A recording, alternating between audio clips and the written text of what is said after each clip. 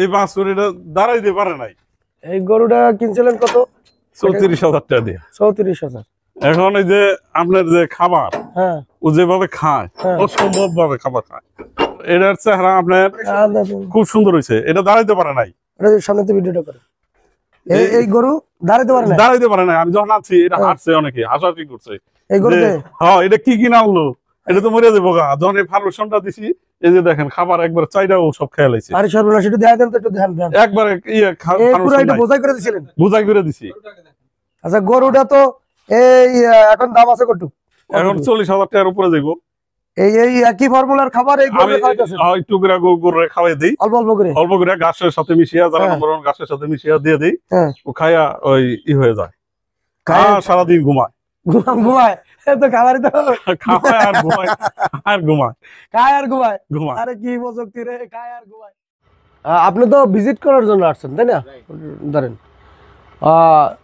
ওনার আমি 3 মাস আগে যে গরুটার ভিডিওটা করছি, এই গরুটা ঠিক এই একই ক্যাটাগরিতে ওই গরুটা দাঁড়াইতে পারতো না।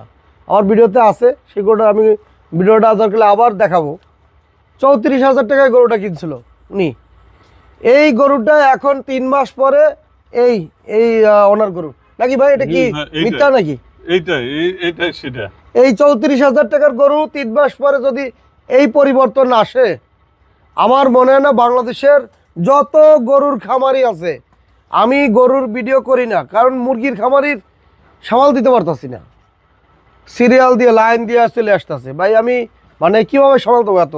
এই গরু একদিকে, গরু একদিকে মুরগি, এই গরুর খামারিরা তো মানে সামনে তো কোরবানি ঈদ, এরপর যদি গরুর খামারি যদি সিরিয়াল দেয় আমার এইখানে, আমার ভয়াবহ অবস্থা হবে না। আমি সামাল দিতে, কন্ট্রোল করতে পারবো না।